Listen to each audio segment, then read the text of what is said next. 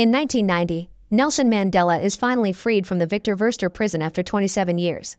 His release is frowned upon by racists who consider him a terrorist, but it inspires black people to fight more for their rights, putting the country on the verge of a civil war. Mandela gives a speech asking everyone to put down their weapons because he thinks the country should work together. 4 years later, black people finally get to vote, and this allows Mandela to become president. Being such an important figure, however, does not take his modesty away. He makes his own bed, learns the names of all his employees and their families, and still goes on his morning walk every day, although now 2 bodyguards come along. White people are still not happy with these results, and newspapers wonder if he is capable of ruling the country. Amongst the people against Mandela are the parents of Francois, the captain of the national rugby team, who has to deal with his father's rant about his son losing any possibility to have a good future because the blacks are in charge. During his first morning in the office, Mandela notices lots of desks are empty and other employees packing up. The white men are gossiping about getting fired too. He calls for a meeting and tells everyone that they are free to go if that is what they wish, but nobody is getting fired for their language or the color of their skin. This neutrality includes hiring special branch cops for his bodyguard team, which needs more men now that he is president. The black guards do not approve of this idea and remind Mandela that these are the same guys that not long ago tried to kill them. But for Mandela, the message he sends in public is important. If he wants a rainbow nation, he must be an example of reconciliation, as forgiveness removes fear. This idea is still not well received by the black guards, but they shall do as Mandela says, and they will teach the new guards how to take good care of their new president. For example, Mandela always wants them to smile when they push people back. The first really complicated mission for the bodyguards is protecting Mandela during a rugby match, the national team, called the Springboks, versus England.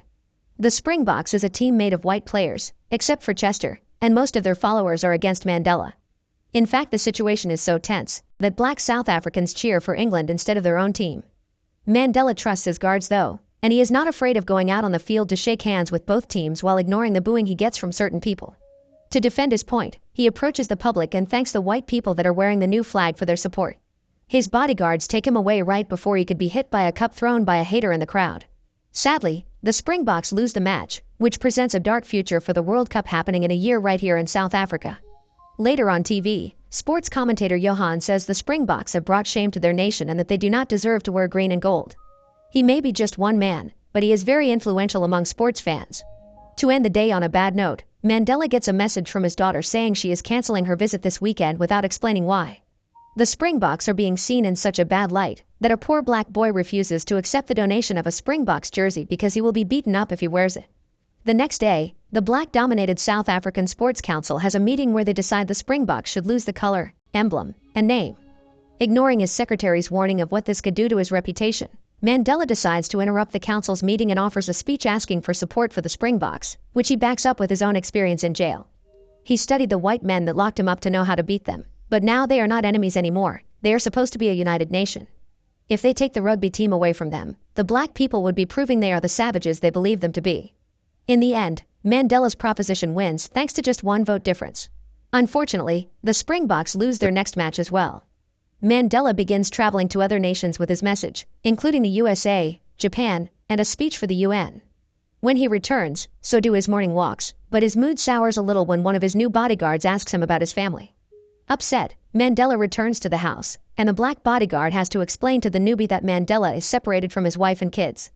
Later over breakfast, Mandela finds some big news on the paper. The crime rate is rising in the country, and the coach and manager of the Springboks were axed. Francois is staying as a captain though, which pleases Mandela. A few hours later at the office, Mandela receives his first paycheck and is shocked to see how high it is, so he decides to donate 1/3 of it to charity, hoping other politicians will do the same.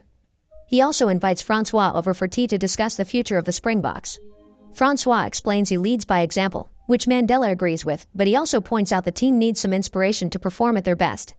When Francois leaves, he reaches the conclusion that Mandela is asking him to win the World Cup. Sometime later, Mandela gets to see his daughter again, but she is mad at him for hiring the cops that forced the family out of the house when Mandela was in jail and cuts the conversation short.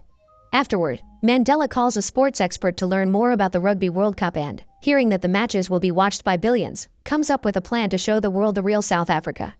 Meanwhile, the Springboks are training hard when the head of PR comes with a big announcement. The team will be conducting coaching clinics in townships all over the country. The players hate the idea, but they have to obey because the order comes from Mandela himself, and Francois, as the captain, supports the plan. The following day, the team is taken to one of the poorest towns in the area, receiving the dose of reality they needed. The kids they will be coaching today only recognize Chester and receive him with cheers, but as hours pass, both the children and the players have lots of fun together.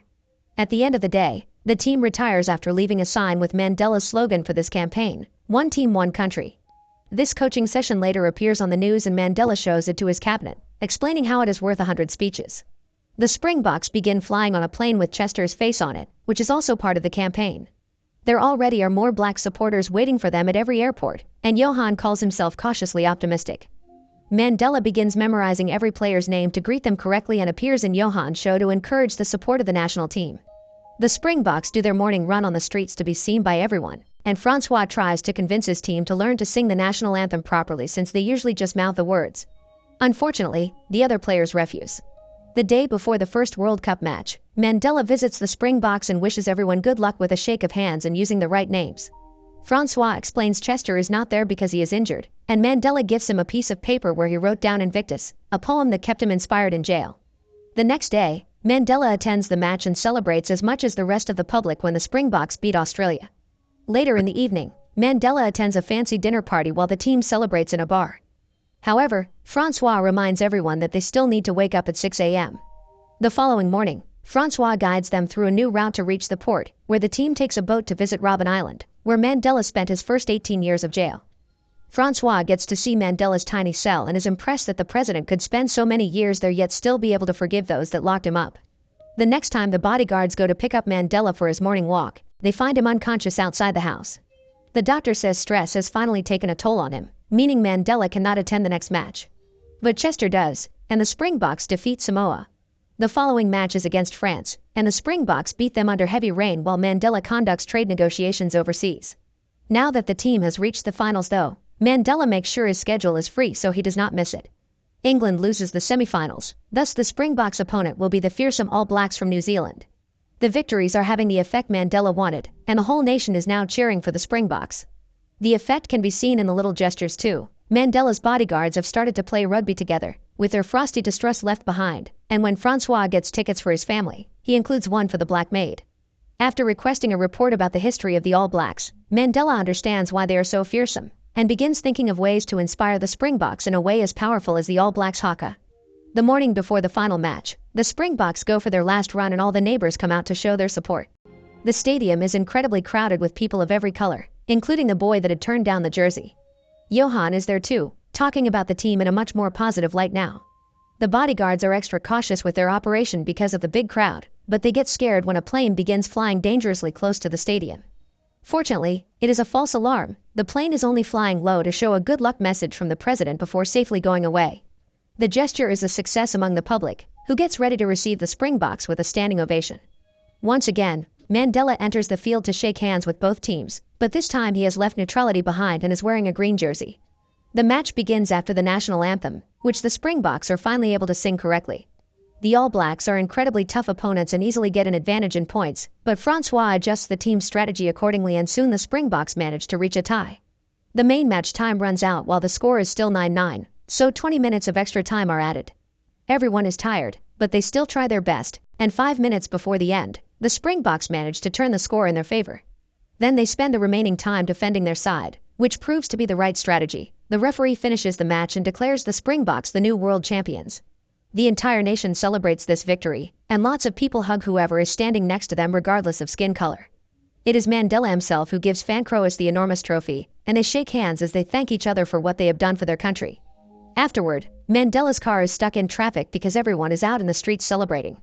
However, Mandela tells his driver not to find a different route because he wants to be part of such unity. Make sure to subscribe and turn on notifications so you can watch more videos like this. Thanks for watching.